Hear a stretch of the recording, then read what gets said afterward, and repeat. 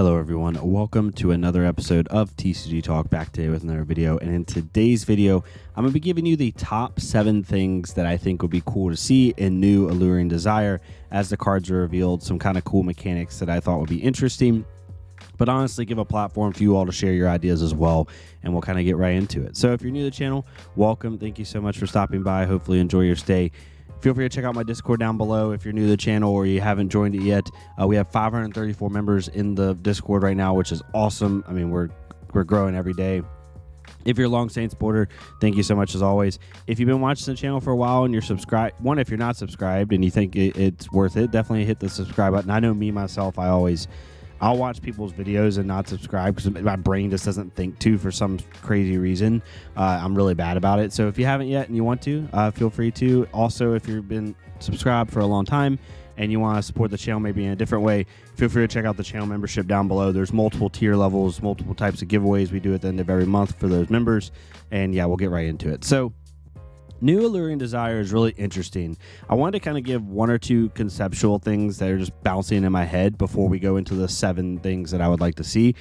One is her and Zen both have this really interesting concept where their cards, if they're not gatekept by the Mystic talent, are going to naturally buff Katsu and Yuziri, right? Especially new Alluring Desire. She's going to get a lot of stealth cards. Obviously, she has to, right? She has to be able to have that base in order to potentially banish cards and then use her second ability.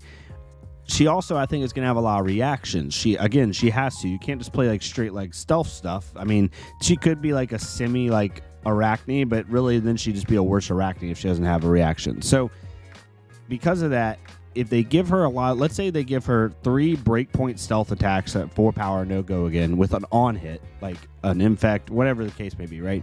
Maybe it's chi base, who knows? But let's say it's not chi base and it's an actual on hit that even like Yuziri could run, it would make sense. If you give her 3 or 4 breakpoint stealth attacks, that makes it really good for Yuziri and it will buff Yuziri. Now they might want to do that, they might not want to do that, but it's gonna be interesting to see if they really, are okay with giving New a kit and also buffing Yuziri, or if they're going to gatekeep it behind the Mystic talent, or maybe the on hit has to do with like chi or stuff that Yuziri doesn't really care about. It won't be as useful in her kit. Maybe that's what they're trying to delineate, or they're just trying to expand the assassin class as a whole. Because like Brian said in our interview, when we did the Arachne interview, is they're trying to use stealth as like a unifying mechanic, right? So it's going to be interesting to see if it like inherently buffs Yuziri as well. Same thing with Zen, if Zen gets a lot of good combo cards for Crouching Tiger, does that just make Katsu better because Katsu maybe can activate the ability more than Zen can, right? Just by hitting instead of having to make chi. So it's going to be really interesting to see. But regardless, we'll get into the thoughts. So this isn't what I think is going to happen. This is what I think would be cool to see. So these are just for fun. If you see anything on here or if you don't see anything on here that you've been thinking of, definitely let me know. If you disagree with any of these, that's fine too. This is more just for like fun conceptual talk and like have some fun as a community before the cards are revealed. So the first one is the number one I'd love to see the most. I'd love to see a stealth card that grabs blocks. I think this could be really cool for new. New wants you to block with action cards. So maybe there's a stealth card that's a 0 for 3, no go again, 0 for 4, no go again, whatever the case may be. And it's like a pulse wave harpoon effect where it says when you attack with this, your opponent reveals X cards where X is equal to the amount of chi you control, maybe, or chi you've stacked up. And let's say it's 3, then you're allowed to grab an action card with defense equal or less than the amount of chi that you control. So if you control 3 chi, you play attack with a stealth card, they reveal 3 cards in their hand, and you can grab a 3 block or less. I feel like that could be cool just to force blocks from the opponent. And then if she has like reactions or on hits or something that has to do with if your opponent blocked this chain, I think that could just be a really cool like lose-lose situation. That might even be a majestic for her, obviously. But I'd love to see like a pulse wave harpoon like effect for her. I think that'd be really neat. The next one is 1-cost reactions. Redback Shroud, if there's ever a time where this card could possibly be playable, it is in new. If she has a lot of like spike with frailty, spike with inertia, spike with blood out, 1, she's gonna be able to use all of those. But 2, if they give her like 3 or 4 more, then all of a sudden you can actually start to think, okay, is this better than Tunic? Because if New ends up being, and this is all a bunch of ifs, if New ends up being able to run like this hybrid contract stealth where she can make silver, maybe you just don't prioritize Mask of Perdition because you don't need to, because you're already banishing cards anyway, right? So you don't have to run that headpiece. The boots you might be able to run, and then you run the chest piece, right? And then you're able to prioritize your silver to just go get back stuff with Redback Shroud. Especially if stealth somehow makes silver, like there's no reason that they couldn't make stealth be a silver generator. And especially if they're trying to make it a unifying mechanic, right? If they're trying to make stealth a unifying mechanic, then the way to get Arachne to play stealth is to, like General Arachne, not the other Arachne, not the Blitz version. Then you'd have to have stealth cards that make silver. So anyway, I just want to see Redback Shroud be supported. I want to see it. It's going to take a lot for it to be ever better than Tunic. But if they can get even close to where like maybe Tunic's here and Redback Shroud's here, I'll run Shroud just because I want to run the Cold Full Suite. Like that's literally it. So I'd love to see that. The third thing, and this might be a little bit too powerful, but pumps that give attack stealth.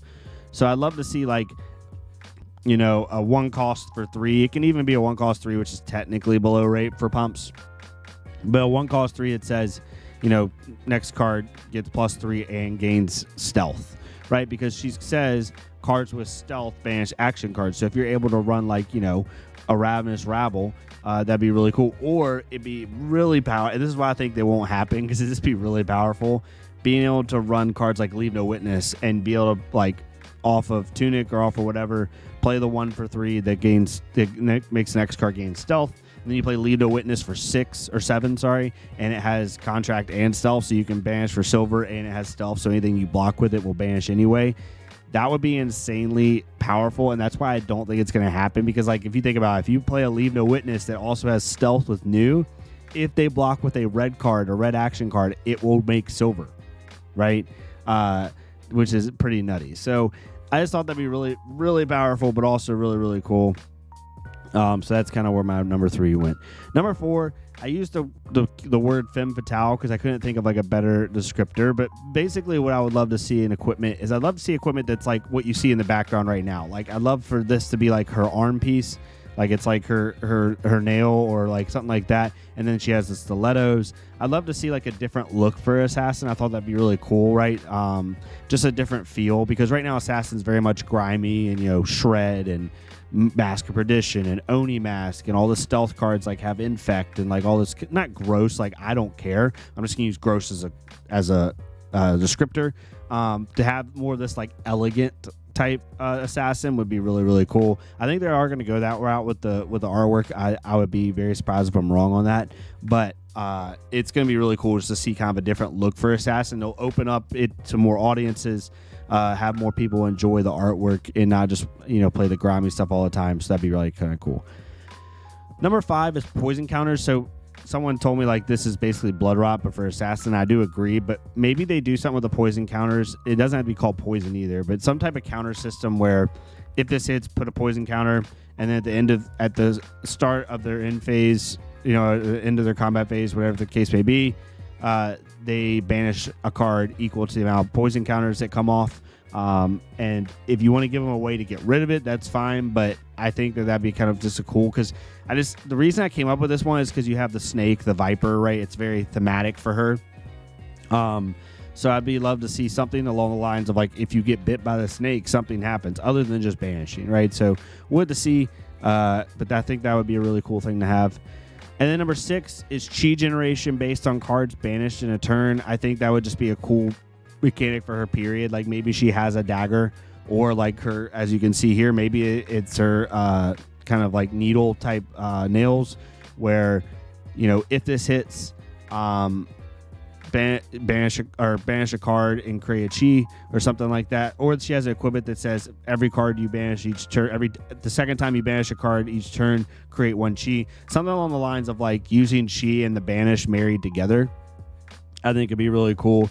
And it really puts your opponent in a weird spot, because they don't want you to make chi, because they don't want you to be able to play their cards from banish, but also they can't just not block you the whole time, right?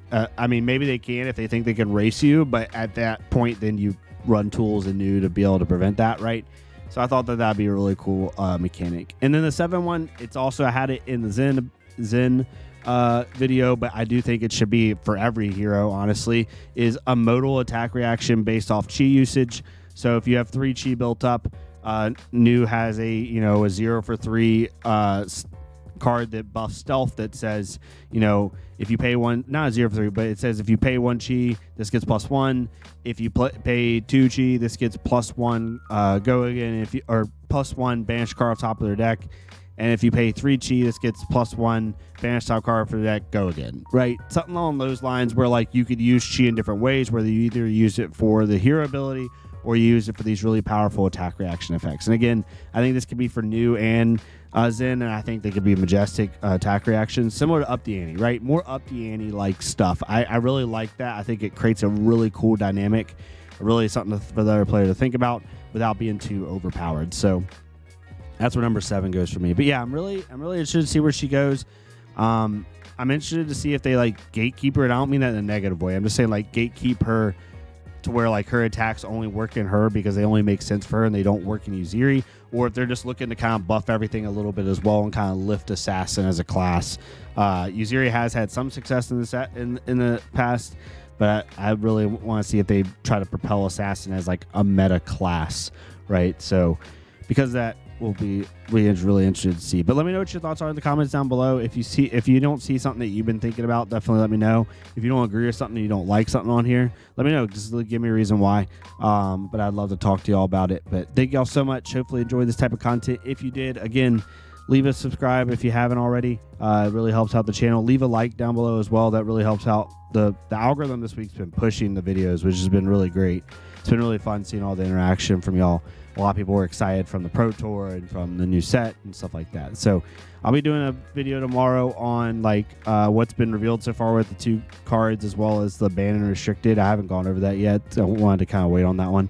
But yeah, thank y'all so much. Y'all have a great rest of your day. Stay safe, and I'll see y'all next time on TCG Talk.